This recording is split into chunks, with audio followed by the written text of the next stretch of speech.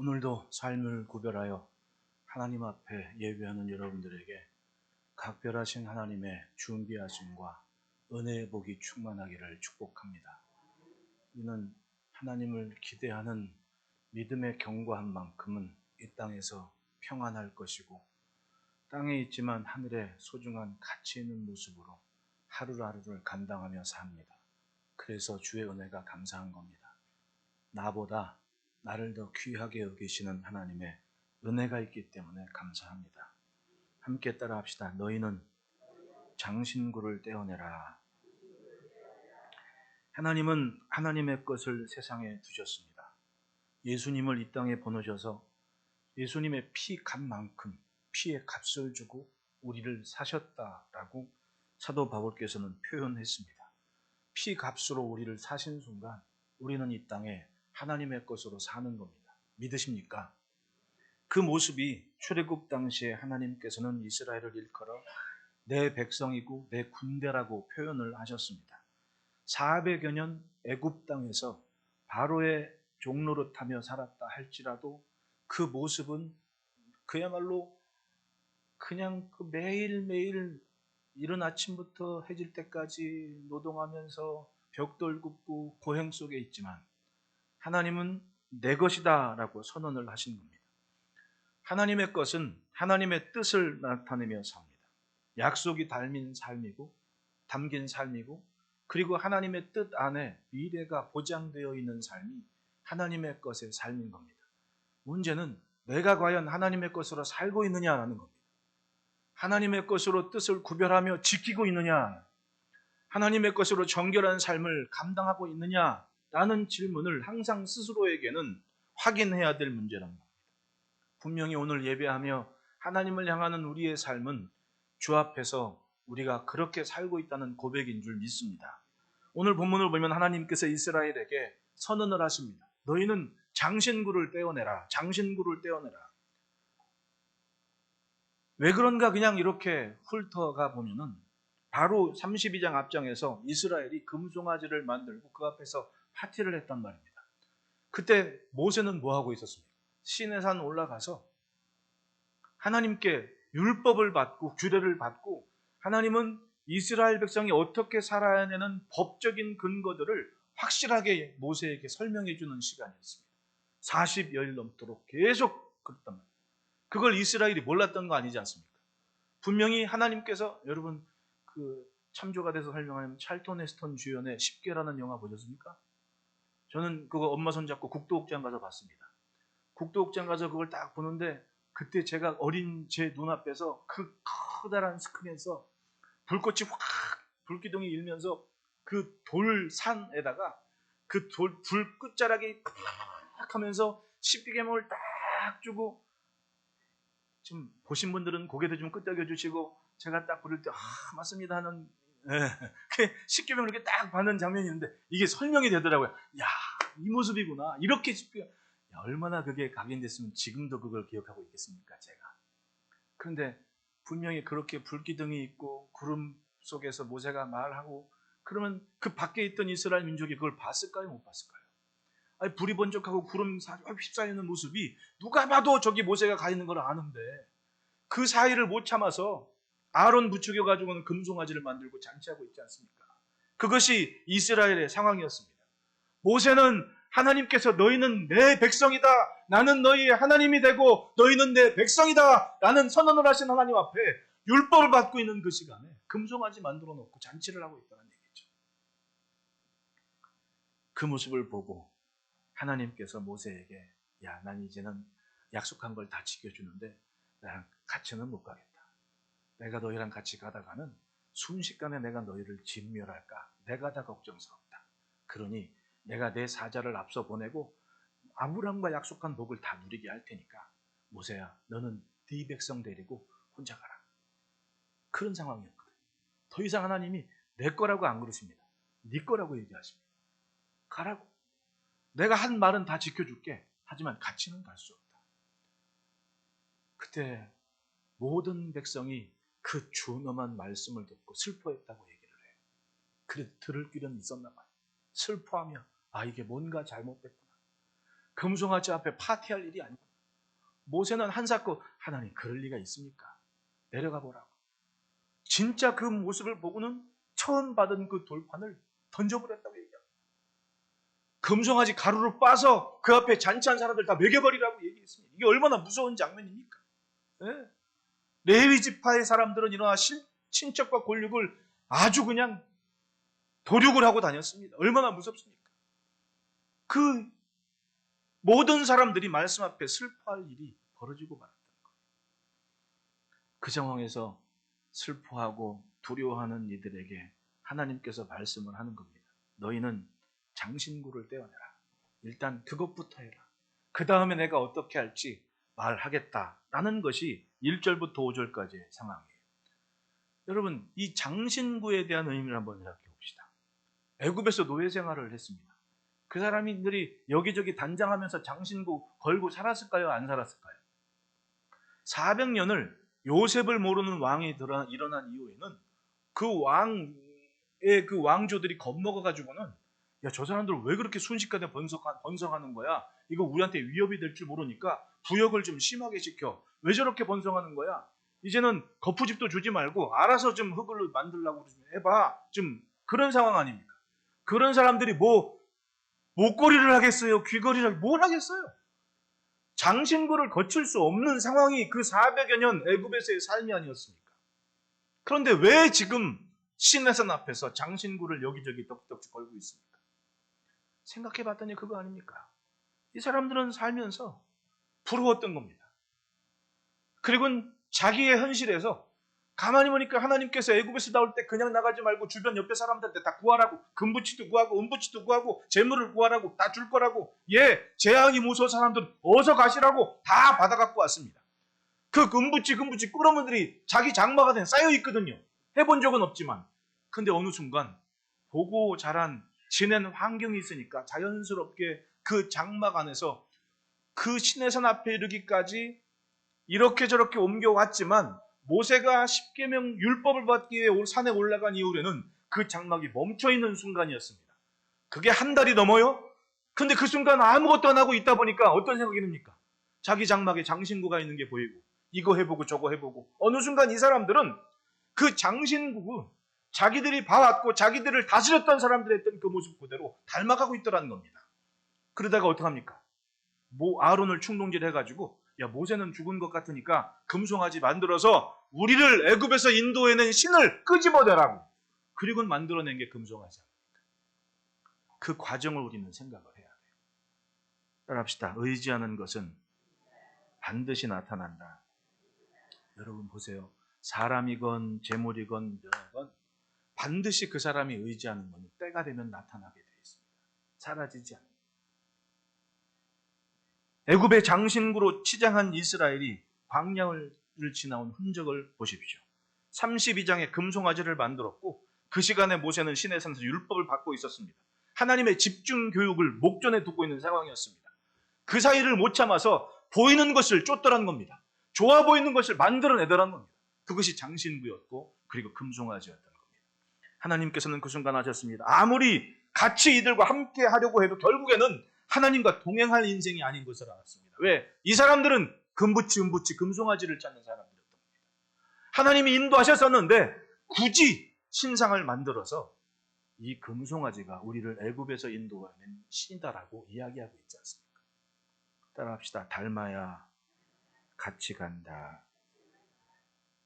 산꼭대기에서 그 모습을 보고 있던 하나님께서는 코앞에 있는 모세에게 이렇게 말씀을 해요. 출애굽기 32장 7절에 여호와께서 모세에게 이르시되 너는 데려가라. 네가 애굽 땅에서 인도하여 낸 네 백성이 부패하였다. 어느 순간 하나님은 선을 그셨습니다. 내 백성 내 군대라고 바로한테까지 말씀하셨던 하나님이 이제는 모세한테 네 백성 하나님께 아니라는 얘기입니다. 본문 1절부터 3절에 모세는 당황했습니다. 그리고 하나님께서 모세에게 말씀하시는 그 말씀을 듣습니다. 이제까지 나온 목적하고 떨어지진 않아요. 분명히 하나님은 아브라함과 약속한 대로 자기들을 가나안 땅으로 젖과 꿀이 흐르는 땅으로 이르게 하겠다고는 말씀하십니다. 그런데 3절 말씀처럼 나는 너희와 함께 올라가지 아니하리니 너희는 목이 곧은 백성인즉 내가 길에서 너희를 진멸할까 함이니라. 자유가 있고 복을 누리면 뭐합니까? 하나님 없이 사는 인생은 결국은 하나님께서 진멸하실 인생이 될 수밖에 없는 거예요. 백성 중에 아무도 그런 생각하지 않았습니다. 근데 모세는 모세인 거예요. 그 순간에 아무리 내가 복을 누리고 이 백성이 조상 아브라함 덕에 누릴 걸 누리면 뭐하겠습니까? 젖과 꿀이 흐르는 땅이 무슨 소용이 있습니까? 이 진중에 하나님께서 계시지 않는다면 우리는 아무것도 아닙니다. 그것 때문에 더 이상 옮겨가지 않고 하나님을 붙잡고 하나님께 간구하고 자신들의 삶을 구별하는 용단을 내리는 것이 모세의 모습입니다. 그래서 회막으로 진을 멀리 떠나서 회막을 만들어 놓고 거기서 하나님을 부르고 있습니다. 성막을 짓기 전에 그렇게 회막을 만들고 하나님 우리만 가면 뭐합니까?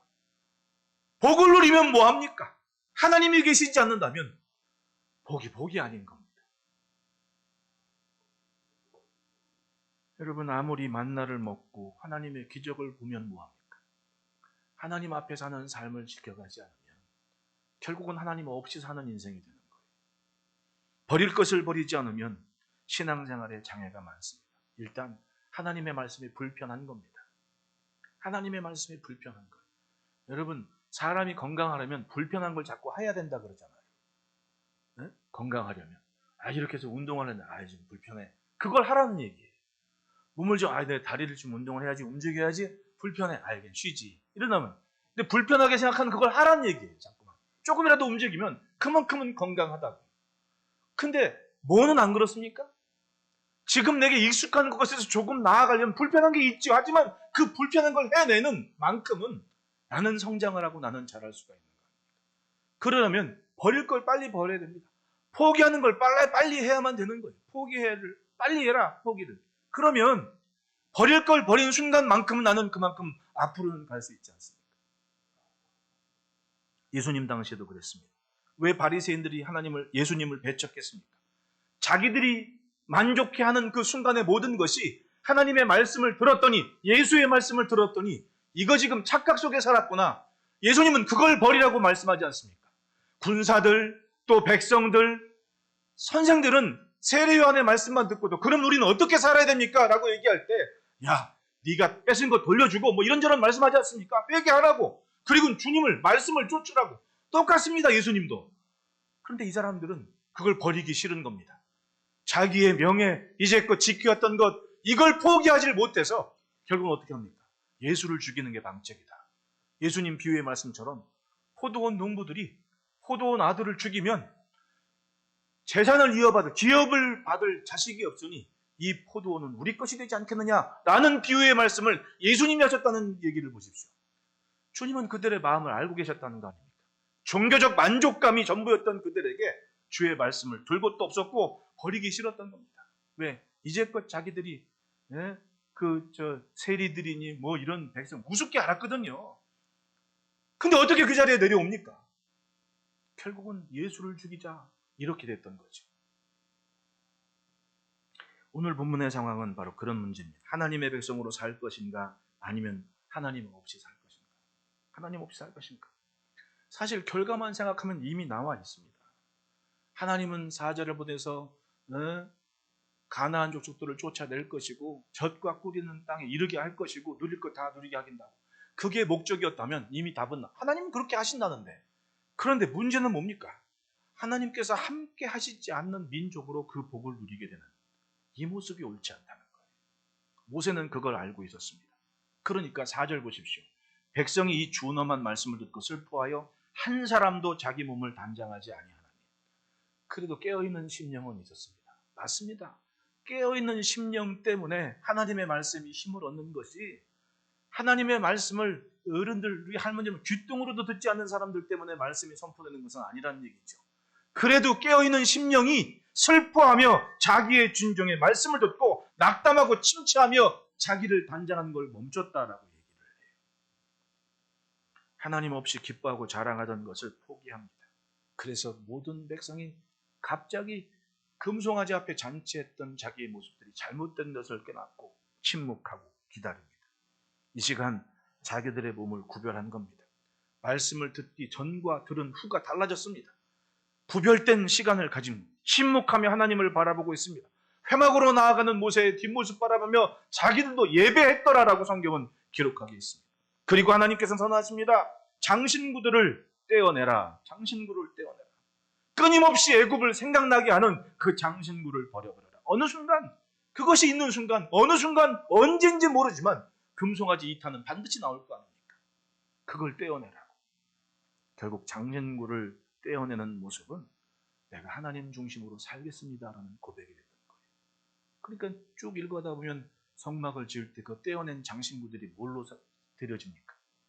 그거 다 금붙이, 은붙이, 금발찌 뭐 다 코골이 다 모아가지고는 성전 제단 만들고, 그리고 은은 모아가지고 성막 장막의 기둥 밑에 있는 썩지 말라고 보호하는 거 만들고 다 그렇게 쓴 거 아니에요? 맞습니다. 떼어냈더니 하나님 중심으로 사는 모습으로 변화되었다는 얘기입니다.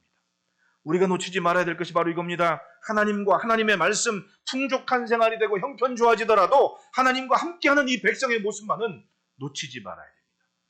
거기에 가난한 마음을 잃어버리면 결국은 하나님 없이 사는 인생이 되어버리는 거예요. 모세와 이스라엘은 그렇게 하나님을 찾습니다. 하나님을 기대하고 소망합니다. 함께 가시기를 기다립니다. 공간과 시간을 구별해서 하나님을 찾습니다. 7절을 보면 모세가 항상 장막을 취하여 진 밖에 쳐서 진과 멀리 떠나게 하고 회막이라 이름했더라. 즉 자기들이 함께 있는 진영을 좀 떠나서 홀로 회막 하나 만들어 놓고 거기서 성경은 뭐라고? 여호와를 앙모하는 자는 다 진 바깥 회막으로 나아갔다. 그러니까 모두가 나아가진 않았어도 그런 모세를 바라보고 함께 동행하는 무리들이 회막 가까이 가서 회막에 들어가는 모세를 보고 진에 있던 무리마저도 이게 뭔 일인가 하면서 그들이 회막 앞에 나아가고 모세가 회막으로 들어갈 때 그걸 바라보면서 함께 예배했다라고 얘기를 해요. 맞습니다. 금송아지를 요구했던 사람들만 있는 것은 아니에요. 말없이 묵묵히 회막으로 가는 모세를 뒷모습 바라보며 함께 동행하는 무리들도 있었다는 얘기입니다. 9절 보면 모세가 회막에 들어갈 때 구름 기둥이 내려 회막문에 서며 여호와께서 모세와 말씀하시니, 즉 하나님께서 직접 보게 하십니다. 그들 진영을 앞서 인도했던 구름 기둥이 진을 떠나서 회막 앞에 서 있는 것을 보게 했습니다. 완전한 정말 굉장한 시각적인 효과 아닙니까? 구름이 회막 앞에 있는 겁니다. 10절은 모든 백성이 회막 문에 구름 기둥에 서 있는 것을 보고 다 일어나 각기 장막문에 서서 예배하며, 회막 앞에 구름 기둥이 서 있었다고 얘기를 해. 얼마나 장엄한 모습이겠습니까? 놀래서 모든 백성이 그 모습을 보고 예배했다고 얘기를 해요. 그리고 사람이 자기 친구와 얘기함 같이 여호와께서는 모세와 대면하여 말씀하시며, 하나님과 모세가 대화하는 그 증인이 바로 여호수아였고 회막문에 같이 갔던 백성들이 증인이 됐던 겁니다. 모든 삶을 그렇게 하나님 앞에 구별한 이후에 간구하는 거 아닙니까? 15절, 16절, 출애굽기 33장 15절, 16절입니다. 모세가 여호와께 아뢰되 주께서 친히 가지 아니하시려거든 우리를 이곳에서 올려보내지 마옵소서. 나와 주의 백성이 주의 목전에 은총을 입은 줄을 무엇으로 알리까? 주께서 우리와 함께 행하심으로 나와 주의 백성을 천하 만민 중에 구별하심이 아니니까. 하나님이 함께 가시는 것이 많은 백성 중에 증거지, 내가 복을 누리는 것이 하나님의 백성으로서의 증거는 아니지 않습니까? 이 얘기 아니에요. 맞습니다. 과정이 중요한 거예요. 결과는, 우리는 참 그런 게 있지 않습니까? 결과가 좋으면 과정이 어때든 다 좋은 거로 생각하는 사람이 있지 않습니까? 그런데 과연 그렇습니까? 과정은 어떻게 하든 남기는 흔적이 되는 거예요. 안 그렇습니까? A라는 사람이, 가령 보십시오. 프로젝트를 하나 딱 목표를 두고 A팀, B팀, C팀을 줬단 말입니다. 근데 A팀, B팀, C팀이 다 실패했어요. 이게 실패입니까? 이 사람들이 그 프로젝트를 이루는 기간까지의 모든 자료는 데이터가 남아서 흔적으로 남는 겁니다.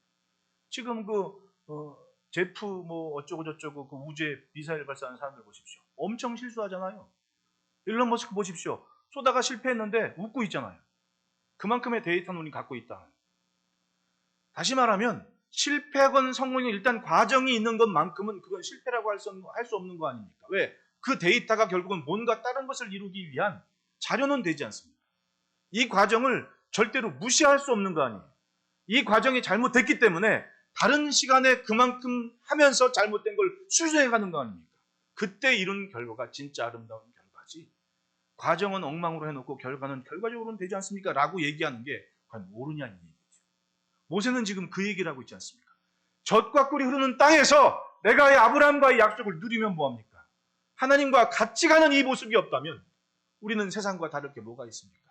하나님 떠나지 마시고 같이 가주십시오라는 기도를 하고 있는 거예요.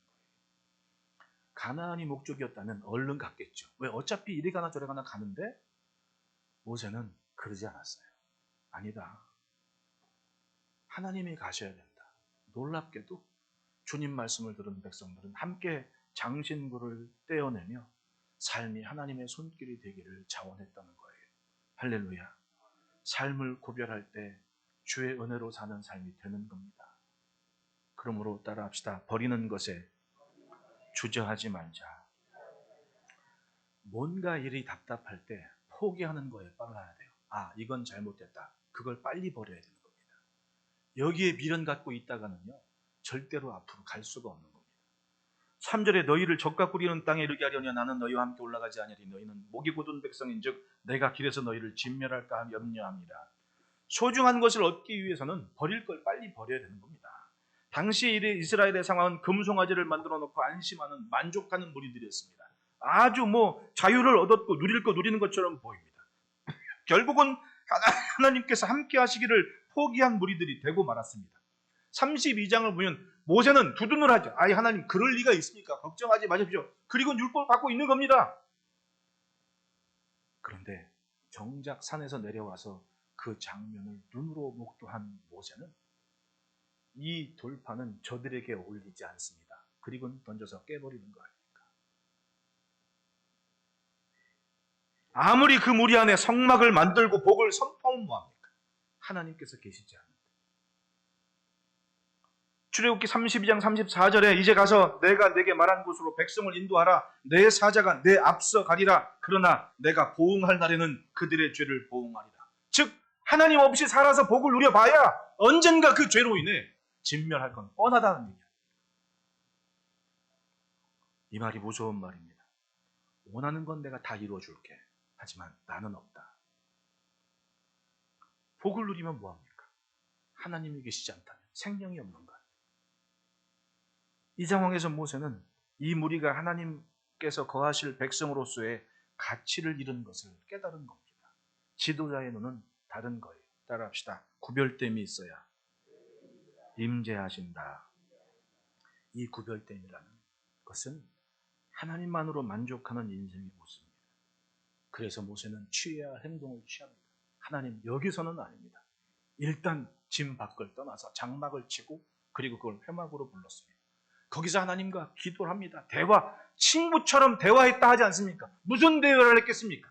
백성들이 저 지경인데 좋은 얘기 했을까요? 상상을 한번 해보십시오. 기록하지 않은 만큼은 상상의 자유는 있지 않습니까? 오직 한 가지 금송아지 앞에 잔치했던 무리들이 하나님 붙잡기 위해 지금 변하는 저 모습 보십시오. 장신구를 제하라 하시기에 다 떼어나고 하나님 앞에 지금 예배하는 모습으로 서 있지 않습니까? 라는 얘기는 하지 않았을까요? 모세가?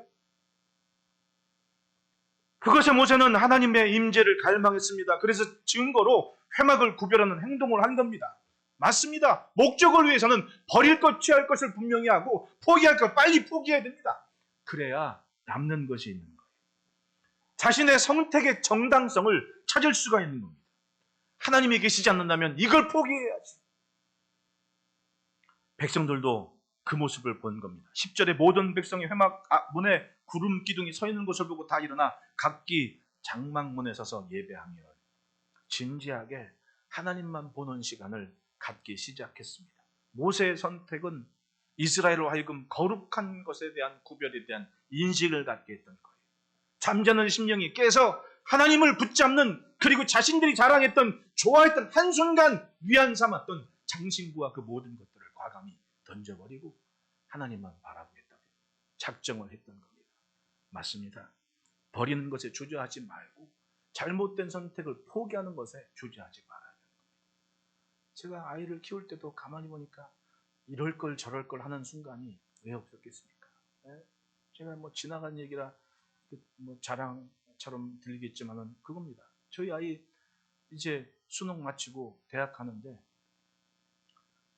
자기는 정시를 진행하겠다고 막 우겼거든요. 왜냐하면 자기 친구가 그러니까 이렇게 같이 외고에서 왜 우열반이라고 그러냐면 그러니까 공부 잘하는 애들은 도서관이 1층이었고 그 안에 들지 못한 애들은 도서관이 꼭대기였어요. 그러니까 이놈들은 자기들은 1층 도서관으로 들어가는 게 은근히 자기 동기들끼리 자랑이었나 봐. 그렇게 가는 친구들이 몇 명이 있었거든요. 근데 성적이 이제 뭐 이렇게 나오잖아요. 그러면 자기 생각에 수능 점수건 뭐건 자기보다 모자란 친구가 있었는데 정시를 봤는데 얘가 집 가까운 고대 통계학과 제목이 붙어버린 거예요. 근데 저는 정시 하겠다는 얘기를 수시가 있는데 왜 정시를 굳이 우겨가지고는 그 졸업한 학교에 그 한 과에 뭐 장학금 주는 학교에 장학금을 준다는데 그 과에 이제 지원을 해서 거기를 들어간 겁니다. 그러니까 이제 내 속마음은 이제 학비 걱정을 안 하잖아요. 왜냐하면 학교 졸업할 때까지 학교에서 돈 다 준다는데 얼마나 마음이 편하고 한가집니까? 속으로는 좋아했는데 이 녀석은 아주 이게 불만인 겁니다. 왜 나는 마음에도 없는 거 아빠는 보게 해가지고 거길 가게 하냐고 두고두고 원망하는 거죠. 그러니까 1학기 내내 그 원망을 하느라고 지 학점을 망치는 거예요. 근데 이제 이러고 저러고 신앙생활하고 기도하면서 막 얘기하니까 이제 마음이 정리가 됐나 봐요. 정신 차리고 공부를 하더라. 그리고 나서는 뭐 이렇게 해보니까 나중에 얘기해요. 아빠, 내가 그 공부하긴 잘했나 봐. 이런 얘기를 뒤늦게 하는 겁니다. 맞아요. 내가 그래서 아이를 키울 때 보니까 생각 정리를 빨리 하지 않은 두고두고 남만 원망하고 있는 겁니다. 그럼 이 정리를 빨리 한 순간 내가 내 앞에 있는 길이 내 길이라고 인정이 되고 그 다음 길이 보이는 거지. 버릴 걸 버리지 않으면 항상 이럴 걸 저럴 걸 고민하다 끝나버린 인생이 된다니까. 그러니까 자기는 그런데 제가 이번에 노예 이거 하면서 여행사 사장이 쫓아와가지고 그 사장이 지금 이번에 고3이는데 재수를 하겠다고 얘기하는데 그 얘기를 하면 그 사장한테는 우리 아이가 이제 모델이 돼가지고 막 얘기를 했던 거죠. 근데 이게 지금 틀어져가지고 뭐 이런저런 얘기하면서 제가 이런저런 이제 코멘트를 좀 해주고 그런 좋은 시간을 가졌습니다. 애들 키우는 게 쉽지는 않아요. 남은 쉽게 가는 것 같은데 정작 내일일 때는 아무리 잘하는 것 같아도 근데 마찬가지입니다. 버릴 걸 빨리 버리는 그런 가르침이 없으면요. 두고두고 후회할 일만 남는 겁니다. 그건 신앙도 마찬가지고 아이도 마찬가지고 어린도 마찬가지고 하나님 앞에 정리할 걸 빨리 정리합시다. 그 구별됨이 있을 때 앞이 보이는 거예요. 둘째로는 따라합시다. 지켜야 할 한 가지는 분명히 한다. 버릴 걸 버렸으면 한 가지를 위해서 버리는 거 아닙니까? 7절 8절에 모세가 항상 장막을 쳐여 진 밖에 쳐서 진과 멀리 떠나게 하고 회막이라 이름하니 여호와를 앙모하는 자는 다 진 밖으로 회막으로 나아가며 모세가 회막으로 나아갈 때는 백성이 다려는 자기 장막문에 서서 모세가 회막에 들어가기까지 바라보며 장신구를 떼어내라는 말씀을 듣는 순간 이 사람들이 백성들이 장신구를 떼어나고 모세의 행동에 주목합니다. 모세는 더럽혀진 문제 있어 보이는 하나님께서 같이 가지 않겠다고 하신 그 진 밖에 다시 회막을 칩니다. 그리고 그리로 항상 나아갔다라고 얘기를 합니다. 그 시간까지 솔직히 얼마나 불안한 인생이었습니까? 목말라서 원망하고 고기 먹고 싶다고 원망하고 걸핏하면 자기 마음에 안 드니까 이러고 저러고 아론과 모세를 돌로 치려하고 심지어는 모세와 아론의 권위를 무시하고 죽이려고까지 했습니다. 하나님께서는 이들의 모습을 한마디로 정해졌습니다. 목이 곧은 백성. 너희는 목이 곧은 백성이다. 따라합시다. 교만은 약이 없다. 신명기 8장 14절에 말씀해요. 내 마음이 교만하여 내 하나님 여호와를 잊어버릴까 염려하노라. 모세가 가나안 땅 들어가기 직전에 있는 이스라엘 40년 말씀 듣고 섰으면 좀 나아져야지. 근데 그때 다시 말씀을 하시는 겁니다. 네 마음이 교만하여 내 하나님 여호와를 잊어버릴까 염려하노라. 맞습니다. 세상 살다 보면 내 마음 중심에 하나님의 자리를 덮어버리려는 욕심이 얼마나 많이 불현듯 생깁니까? 그걸 모세는 알고 있었던 거예요. 그렇게 기도하며 병도 낫고 적군을 물리치던 히스기야도 교만하여 여호와께 감사하지 않았다고 기록하지 않습니까? 교만한 마음에 하나님의 은혜를 덮어버리고 자기 잘난 줄 알고 산 겁니다. 그것 때문에 이스라엘과 예루살렘이 재앙을 받았다고 하잖아요. 시편 40편 4절에 다윗은 이야기합니다. 교만한 자와 거짓에 치우치는 자를 돌아보지 않는 자가 복이 있다. 그런 사람은 돌아보지를 말란 얘기입니다. 왜? 가까이 하는 순간 화가 임한다는 얘기입니다. 오죽했으면 다윗이 돌아보지를 말라. 그러면 복이 있다라고까지 이야기하겠습니다. 바꿔 말하면 복을 막는 인생들이 바로 교만한 자와 거짓에 치우치는 자라는 얘기입니다. 목이 곧은 백성이라는 말씀에 모세는 확실하게 하나님 앞에 이전과 다른 결단을 한 겁니다. 장신구를 떼어냈고 그리고 회막을 만들고 그리로 나아갔습니다. 바로 하나님의 임재를 기대했던 믿음. 모세의 고백은 그겁니다. 모래알처럼 많은 백성이 되어서 가나안에 이르러 아브라함과의 약속을 누리는 그 복을 받으면 뭐합니까? 아무리 모래알처럼 수만 많으면 뭐합니까? 하나님께서 계시지 않으면 우리는 그냥 모래알입니다. 무슨 생명이 있고 무슨 은혜가 있습니까? 그리고 진을 움직이는 것이 아니라 회막을 구별하여 하나님을 찾는, 붙잡는 그런 결단을 내렸던 겁니다. 이것이 바로 하나님의 백성의 정체성이었고 이 구별됨이 하나님 앞에 정결함이 됐던 겁니다. 따라합시다. 믿음은 몸으로 보입니다. 내가 하나님 앞에 무엇을 하느냐, 내가 주 앞에 어떻게 살아가는 이 모습이 내 믿음이라는 거예요. 믿음은 말에 있지 않습니다. 삶에 있는 겁니다. 아무리 말을 하면 뭐합니까? 삶에 있는 입니다. 삶에 있는 일. 작은 것 하나라도 예수 중심, 성전 중심에 움직이는 그 몸이 곧 우리의 딱 믿음인 거예요. 믿음만큼은 반드시 이루어내게 되는 겁니다. 하나님께서 떠나버린 진중에 머무려 하기보다 떠남을 보여줌으로써 시야에는 분명히 보이지만 구별된 장소를 정해서 하나님을 향해 결단을 실행하는 지도자의 모습을 보였고 그 모습에 백성들은 함께하며 하나님의 임재를 기대하고 예배했다. 장막에 있던 백성들도 그 모습을 보니 대단히 경건한 모습이 되어서 자기 장막 앞에서 함께 예배했다라고 성경은 기록하지 않습니다. 모든 백성이 그 구별됨에 동참을 했다는 얘기입니다.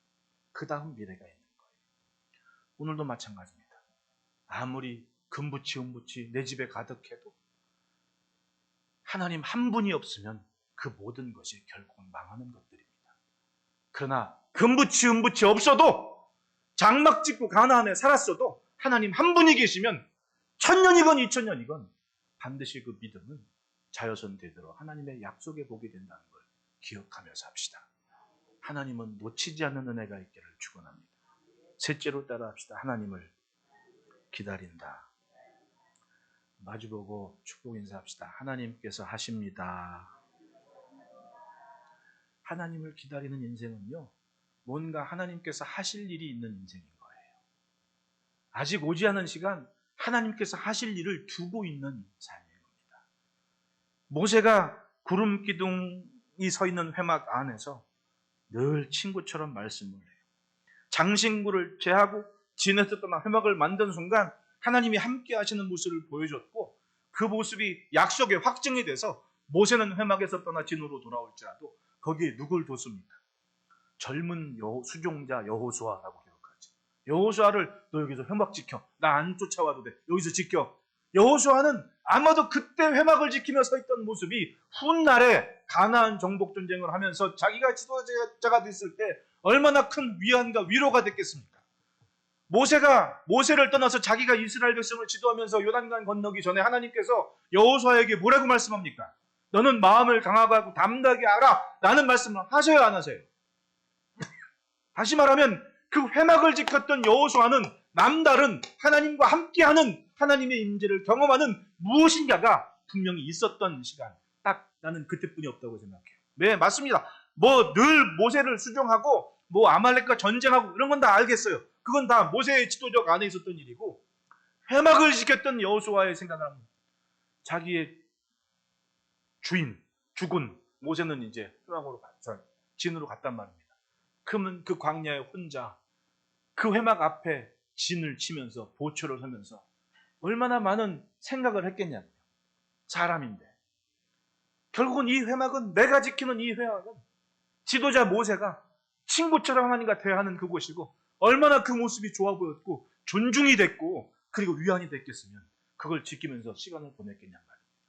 아마도 그 시간은 여호수아가 지도자가 되었을 때 큰 의미가 되었기에 하나님은 그런 여호수아에게 너는 마음을 강하게 하고 담대히 해라.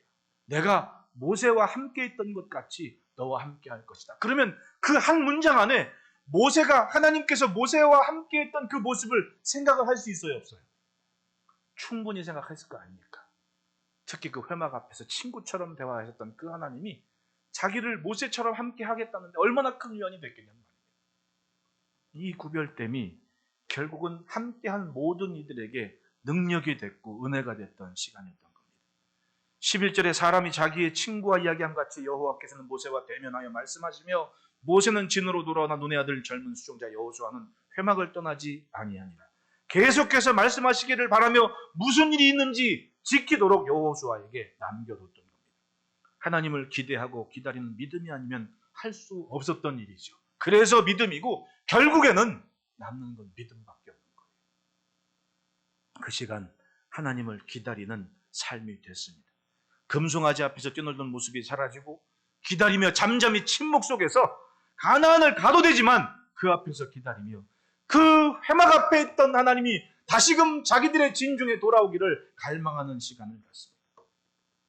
아무 말 없이 누구와 의논하지 않고 묵묵히 원망하고 싸우기보다 잠잠히 하나님만 기다리는 시간을 가졌고 그 자리를 가졌다. 맞습니다.